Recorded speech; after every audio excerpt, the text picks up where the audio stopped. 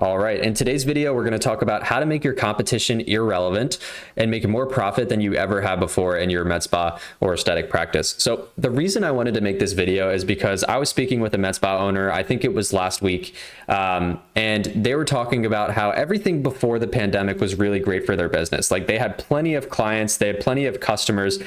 And not only that, but they would have people that would come back to them time and time again. And they said that they were like one of a few med spas in their local area. So the competition really was kind of non-existent. Like they had plenty of people in their local area who wanted their med spa treatments, but there weren't a lot of people in their area providing them. And then obviously the pandemic happened, things kind of took a downturn.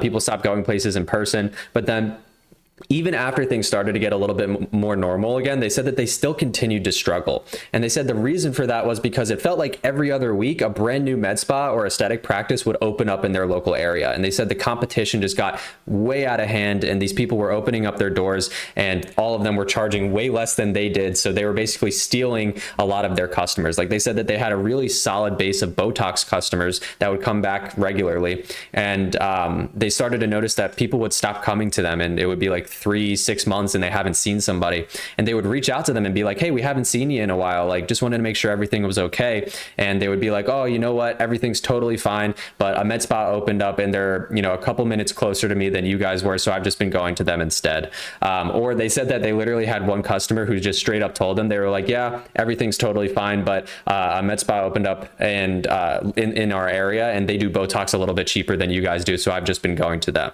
right?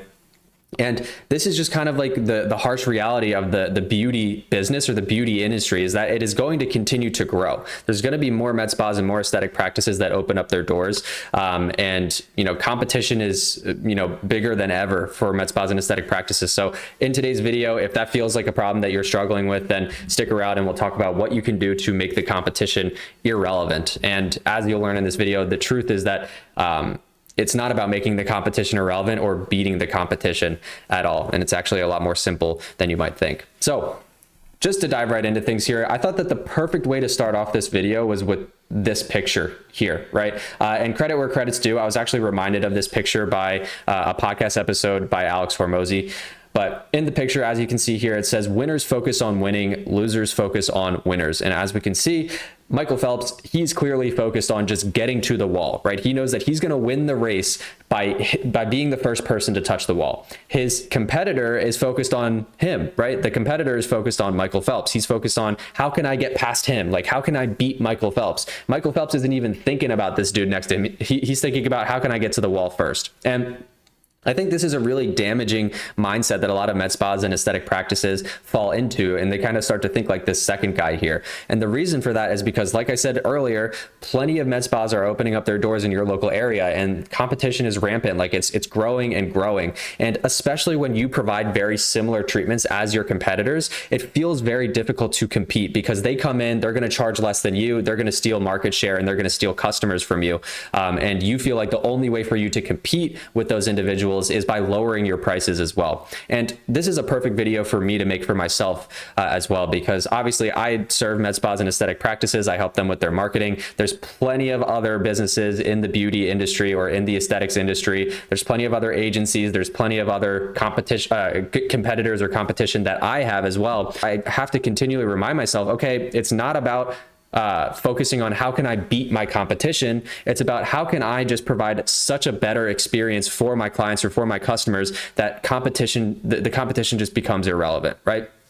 Michael Phelps, he's focused on winning the race. He's not focused on his competitors. And as a med spa or as an aesthetic practice owner, you can't be focused on what is my competition doing? How can we do better ads? How can we charge less than them? You have to just be focused on how can I win the race or win the competition? And the way that you do that is by focusing on your customers and focusing on creating such an amazing experience for them. If you focus on literally just two things, which is getting more customers and giving them an incredible experience, then the competition will never matter, right? And just to kind of drive this idea home, let's take one of the most competitive markets that you could possibly open up a med spa or aesthetic practice, being New York City, right? There are so many med spas and so many aesthetic practices already in New York City. Just to kind of run through the numbers here though, let's just say that the population for New York City is about 8.4 million people. That's a stat that I pulled as of 2023. Another stat that I have here is that 55% of the population is from ages 25 to 64, which is usually like the sweet spot for med spas in terms of age. That would mean that 4.6 million people are ages 25 to 64 in New York City.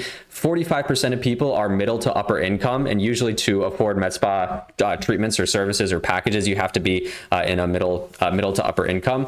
So that means another 2.1 million people. And then let's just say that like about 15% of those individuals might be actively interested in med spa services or already going to a med spa.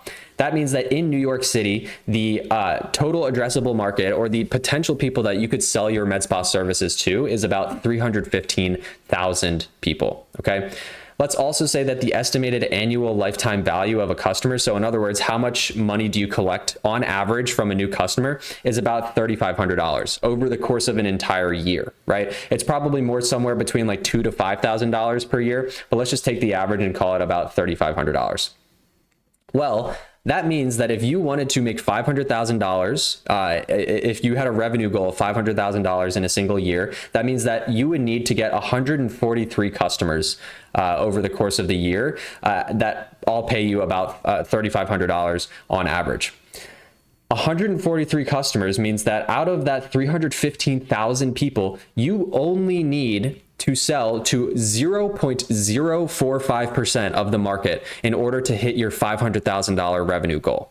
So that means that not even a single percent, you don't even need 1% of the New York City market. You need 0.045. You need less than 0.5% of the market in order to hit your revenue goal of $500,000.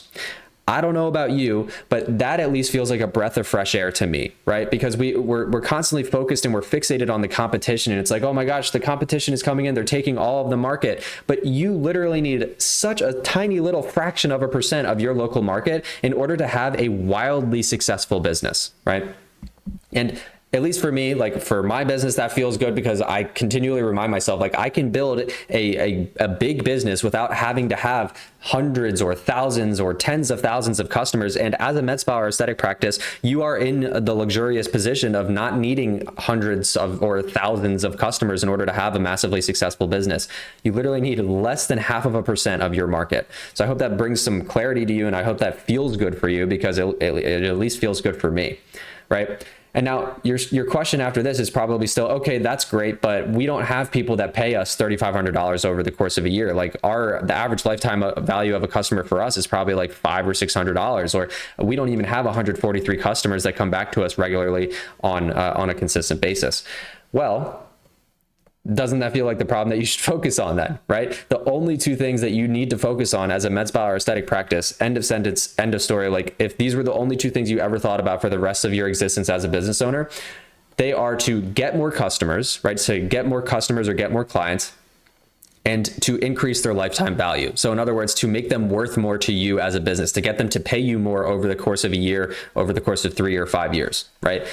That's literally all you could ever focus on, and you would have a massively successful business.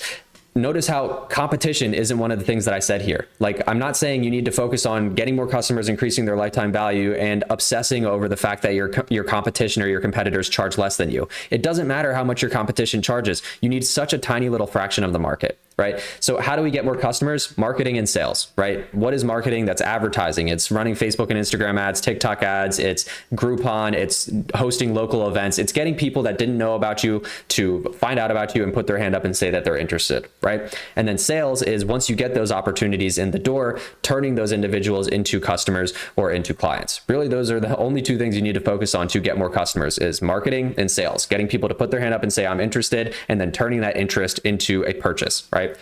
How do you increase your lifetime value, or how do you make someone worth more to you? Well, this is a little bit more in depth, and I'm not going to go into too much detail in this video in particular, but You focus on client retention. So not only getting someone to purchase once, but getting them to purchase multiple times. You focus on upselling and cross-selling people. So when someone's in the door, making recommendations regarding, okay, I think if you pair this treatment with this one, I think if you get more of these treatments, like you're probably not going to see results after one treatment. We're probably going to need at least 4 treatments. Saying, you know what, you might also be interested in this other thing over here. Also just pricing and packaging. So how are you pricing your packages? How are you putting together your packages so that you can provide way more value than any of your competition in the first place, which means that you can charge a higher price point for it anyways.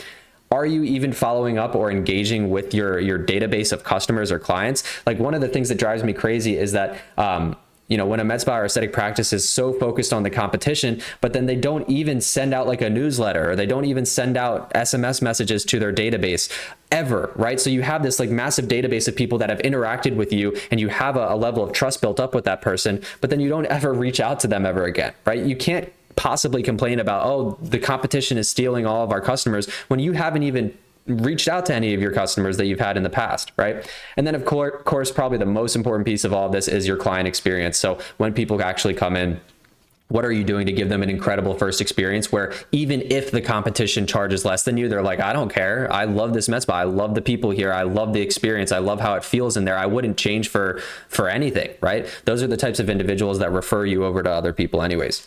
But when you can find a healthy balance of getting more customers and making them worth more to you as a business, that is where you find massive profit, right? No level of obsessing over the competition is going to get you there, right? Yes, the competition does matter for marketing because you have to kind of have a general awareness of what your competition is advertising to make sure that you can advertise something that is at least competitive or different from what they are, so that you can capture that tiny little fraction of a percent of the market in order to hit your revenue goals. But that doesn't mean that you should go look at your competition and then just do what they're doing and make it $3 cheaper, because then they're going to see that and make theirs $3 cheaper, and you're just going to be in a race to the bottom, right? What that does mean is just being aware of what they're doing so that you can come to the market with something better that serves your clients or customers more, right? Now, the bottom line is this: if you just focus and if you obsess over how can I give my clients a better experience and get them better results, then the competition will never matter, right? If you think about how can I make my marketing and my sales serve my clients or serve my customers better? How can I give my clients or customers such an incredible experience that it serves them better? How can I put together packages that are so good that it just serves the client better? It gets them results faster. It gets them results in a more comfortable or effortless way, right? So bottom line here, the moral of the story here is that don't be the person that is focused or fixated on your competition. Be the person that's focused or fixated on how do we get more customers and how do we make them worth more. If you focus on these two things and you never think about your competition again, I promise that it doesn't matter, because literally you need, obviously in our example of New York, you literally need such a tiny fraction of a percent of your market. There's so much business to go around. So don't worry about your competition. Your competition can have their customers, and you just need to go get yours as well. So hope this video is helpful, and I'll see you in the next one.